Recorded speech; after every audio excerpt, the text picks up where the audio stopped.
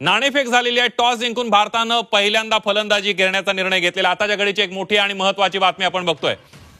त्यामुळे आज सध्या बॅटिंग जर घेतलेली आहे याचा अर्थ असा आहे की रोहित शर्मा, राहुल द्रविड वातावरणाकडे लक्ष देत नाहीयेत की पाऊस येईल का नाही याचा विचार सध्या ते करत नाहीये. त्यामुळे बॅटिंग म्हणजे मगाशी जे एक आपले फॅन म्हणाले होते की 200 धावा होत आहेत का, तर 200 धावाचं लक्ष जर आज पार केलं भारताने तर विजय आपला नक्कीच आहे. पण आता 8 वाजता मजा येणार आहे ही नक्की बातमी आहे, कारण रोहित शर्मा, विराट कोहली ओपनिंगला येणार आहेत.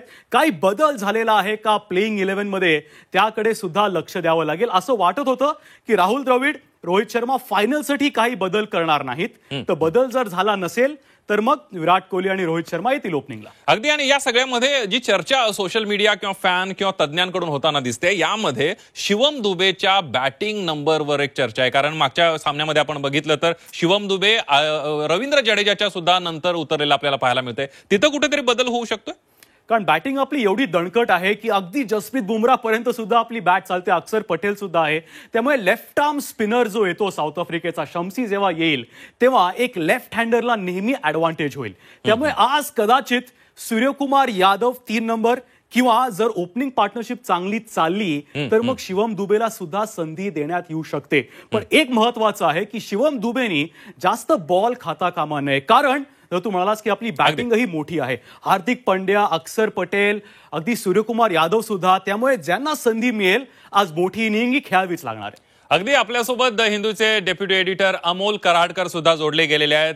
अमोलजी, सगळ्यात महत्वाचं म्हणजे टॉस झालेला आहे, भारतानं बॅटिंग करण्याचा निर्णय घेतलेला आहे. किती मॅच विनिंग स्कोर असू शकतो, भारताला कितीपर्यंत मजल मारावी लागणार आहे? नमस्कार मित्रा, तो जो प्रश्न विचारलास ना, आतापर्यंत या अख्ख्या स्पर्धेत आपण बघितलंय की गोलंदाजांचा वरचष्मा राहिलेला आहे वेगवेगळ्या मैदानांवर. हे जे ब्रिस्टॉनचं मैदान आहे हे एकमेव मैदान आहे, ते याला सन्माननीय अपवाद आहे.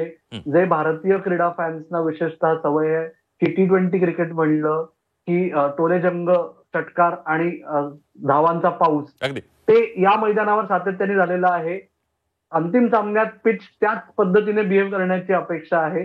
त्याच्यामुळे भारताने एकदा नाणेफेक जिंकल्यानंतर फलंदाजी करायचा निर्णय घेतला, हे बिलकुल अपेक्षित होतं. आणि आता तुझ्या प्रश्नाचं उत्तर, तर या पिचवर कमीत कमी 180 धावा लागतील तुम्हाला.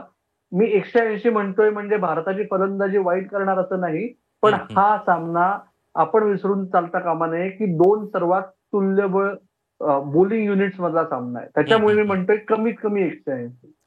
अगदी. अमोल सर, या सगळ्यामध्ये आपण बघितलं आता हा जो T20चा वर्ल्ड कप आतापर्यंत भारताने सगळ्या खेळलेल्या मॅचेस असतील किंवा इतर देशांनी सुद्धा खेळलेल्या मॅचेस असतील, या खेळपट्टी कुठंतरी संभ्रम निर्माण करणारी किंवा एक वेगळी खेळपट्टी, अपेक्षा वेगळी होती आणि खेळपट्टी वेगळीच आहे, अशा प्रकार सुद्धा काही सोशल मीडियामध्ये आपल्याला चर्चा पाहायला मिळाल्या. त्याबद्दल काय सांगाल?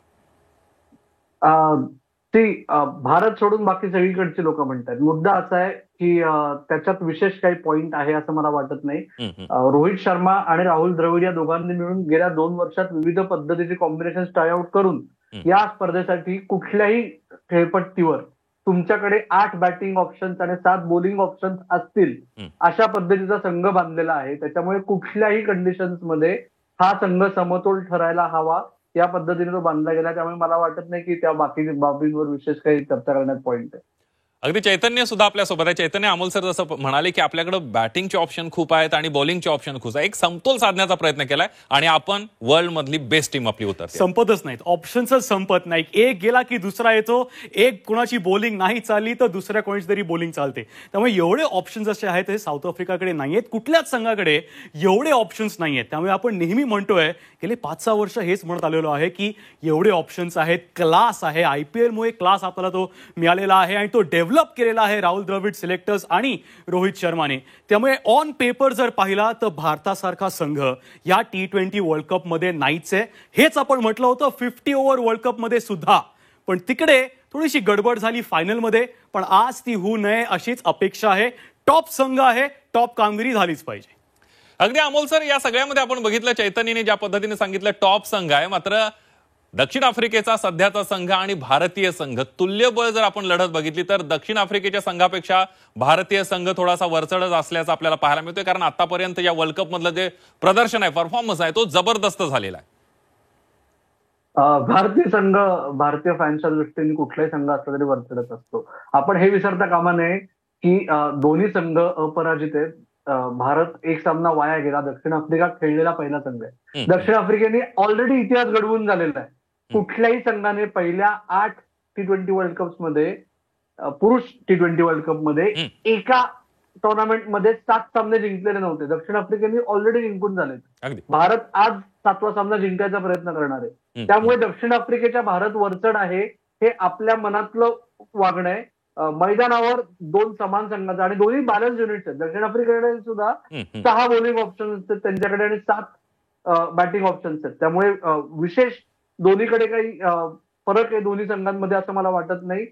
तुम्ही म्हणाल एका प्युअर क्रिकेटिंग फॅनच्या दृष्टीने की दक्षिण आफ्रिकेचं बॉलिंग युनिट, विशेषतः पेस बॉलिंग युनिट हे तसूभर जास्त चांगलं आहे की काय भारतापेक्षा, अशी म्हणायची वेळ येऊ शकते. त्यामुळे मला असं वाटतंय की जर भारताने अप्रोच चेंज करायची गरज नाहीये, पण रोहित शर्मा जर पॉवर प्ले संपेपर्यंत थांबला नाही तर मात्र धोक्याची घंटा न करू अशी वेळ येऊ, पण ती वाजू शकते. अगदी अमोल सरांनी एक भीती व्यक्त केली आहे चैतन्य या सगळ्यामध्ये. वन डेचा अमोल सर वर्ल्ड कप आपल्याला आठवायला लागेल, वर्ल्ड कपची फायनल, त्यावेळेला रोहित लवकर बाद झाला होता आणि त्याचा फटका भारतीय संघाला बसला होता. चैतन्य, हो बरोबर की रोहित शर्माची बॅट चाललीच पाहिजे. पॉवर प्ले जर तो सगळे 6 ओव्हर टिकला, तीच त्याची महत्वाची कामगिरी आहे. त्याचा रोल जो आहे तो पॉवर प्ले मध्ये बाहेर फक्त 2 फिल्डर आहेत. फिल्डर असो वा नसो तो मोठे शॉट मारायचीच त्याला जबाबदारी दिलेली आहे आणि ती जबाबदारी त्यांनी स्वतःहून ही घेतलेली सुद्धा आहे. 20 ओव्हर जर खेळला तर मग 100 धावा तर नक्की आपण पकडतोच रोहित शर्माचे, पण 6 ओव्हर तरी कमीत कमी तो टिकलाच पाहिजे. किंग कोहली किंग कामगिरी आहे. जसं मगाशी आम्ही म्हटलं की बिग मॅच प्लेअर कोण, तर तो विराट कोहली. विराट कामगिरी पुन्हा एकदा त्याच्याकडनं अपेक्षित आहे. आणि ओपनर्स जे आपले आहेत, गेल्या वर्षीपासून चर्चा होती की यशस्वी जयस्वाल येणार आहे का अजून कोणी येत आहे, पण सध्या आपण हेच बघितलेलं आहे की विराट कोहली आहे, रोहित शर्मा आहे. पहिले 6 ओव्हर महत्वाचे. अगदी त्यामुळे आता थोड्याच वेळामध्ये मॅचला सुरुवात होणार आहे. टीम इंडियाला शुभेच्छा देऊयात, सेलिब्रेशनची तयारी करूयात, चांगल्या पद्धतीनं खेळ करून प्रदर्शन करून चांगलं आपण ही ट्रॉफी जिंकू, अशी सगळी भारतीयांची अपेक्षा आहे. अमोल सर धन्यवाद, तुम्ही झी24 तासशी बोललात आणि वेळ दिला त्याबद्दल. चैतन्य तुमचे धन्यवाद.